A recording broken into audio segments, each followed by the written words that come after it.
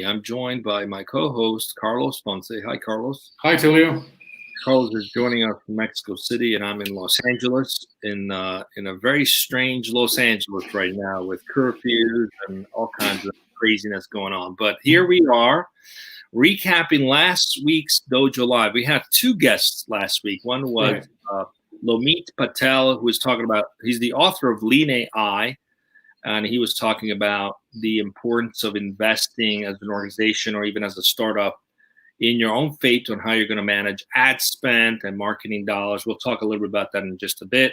And then we also had Dr. Aurora Benton, who was talking about sustainability. I love the idea of developing green teams. Carlos, what came up for you out of these two conversations? Let's start with Lomit first, and then go into Aurora, and we try to do this in 10 minutes. Yeah, absolutely, Tulio. Thank you so much. Well, as we have discussed in the past I have a kind of a special take on AI and all things AI. Even you may call it mixed feelings about the whole thing, although as much as interesting it can be. But what I can tell you about a conversation with Lomit is that, one of the things that I really look forward to in the very, very near future is see, especially in the what he's doing with what was the pronunciation? IMVU. IMVU, as his company, IMVU.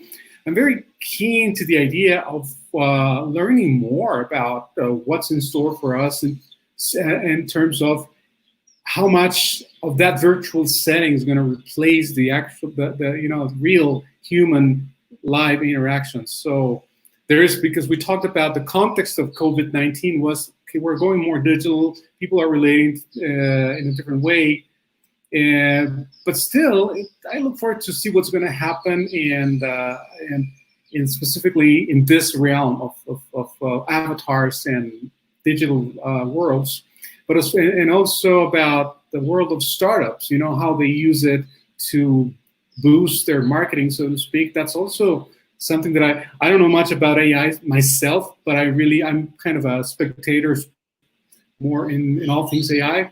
But I'm very keen to see what's coming. How about you? You're the tech expert. So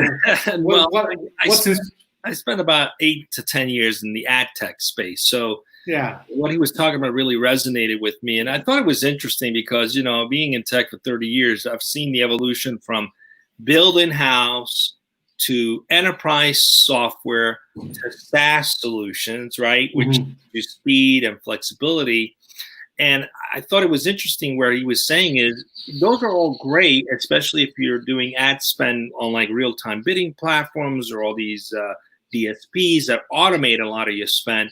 But you're not truly in control because you are still at the mercy of someone else deciding what's best for you. You can pull the levers, turn the knobs and such, but I found it interesting that he was saying, as an organization, you start thinking about investing in building your own metrics system and your own, using AI to be smart about where you're getting your return on investment and being able to turn those knobs and leverage yourself, which was completely contrary to what's being pushed out there, which is, to buy SaaS products or enterprise solutions.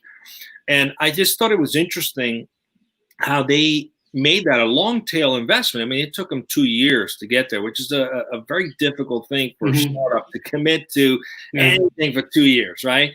But it paid off, and now they're getting returns in a matter of months versus versus doing something that they may not see traction on for 6 months and trial and error sort of situation.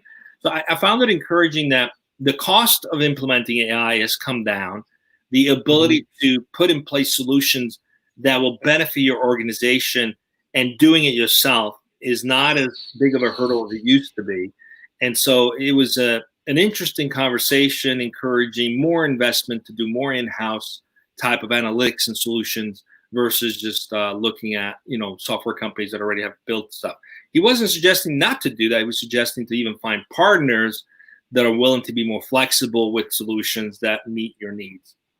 So I thought that was interesting.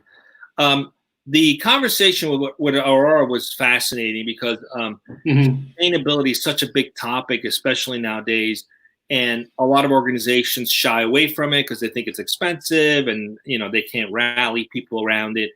and million excuses as to why not to do it, but there's more reasons to do it.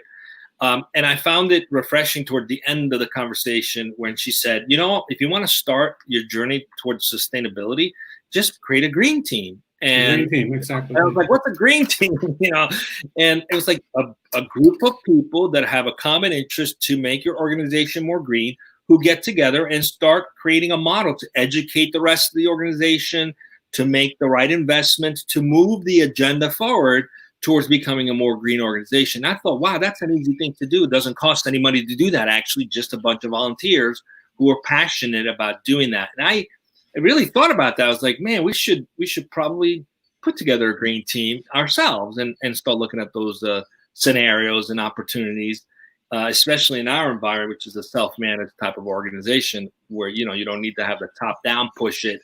It can work from anyone in the organization. What came up for you during that conversation? Well, definitely the name, because there's an intention to the name of the company.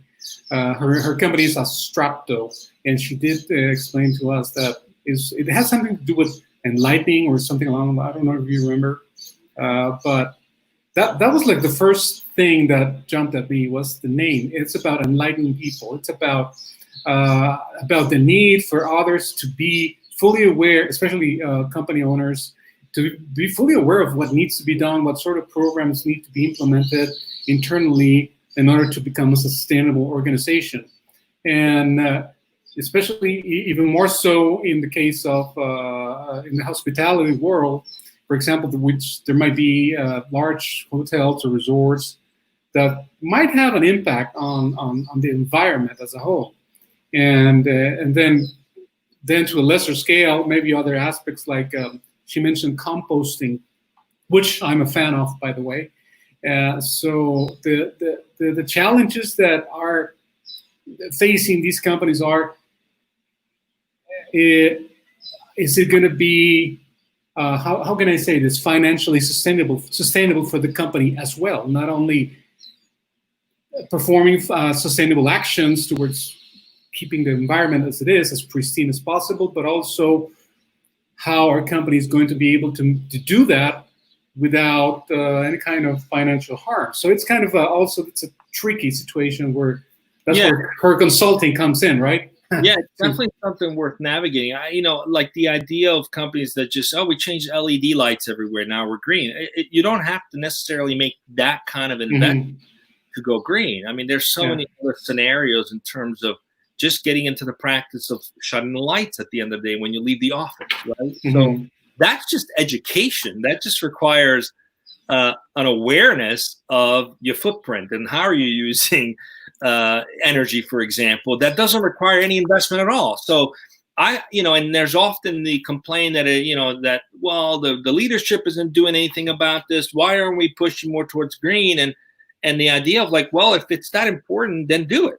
Organize a few people and start educating the entire organization about what it means to be green. What can you do that doesn't cost anything? So, for companies that don't have that in place, it's so easy to put in place. And if you need help doing it in a bigger way, Aurora is definitely there to help with that. So we have that information on the website. Absolutely. Well, anything else, Carlos? Otherwise, that's the recap for today. I want to just talk about what we got coming up this week as our guests. Yeah, actually, yes. This week, tomorrow, we're going to be having a conversation on Dojo Live at 1 p.m. with Shannon Becks from Books with a V. And we're going to be talking about digital distribution of books, especially children's books, which are, she mentioned to me that they're becoming more and more in demand these days because a lot of kids are being stuck at home. And so that's going to be on tomorrow, actually. I'm sorry, not Wednesday. Tomorrow, conversation with Shannon Becks from Books with a V.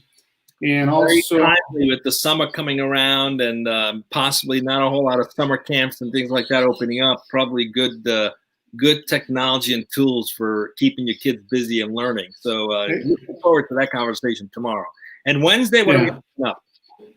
Wednesday, we're going to be speaking with Laurie McCabe from the SMB Group, a consulting firm. and about something really cool and interesting, but I don't have the topic, Julio, to be honest. So I'm going to go after this, but should be great as pretty much as each and every one of Dojo Life's conversations are.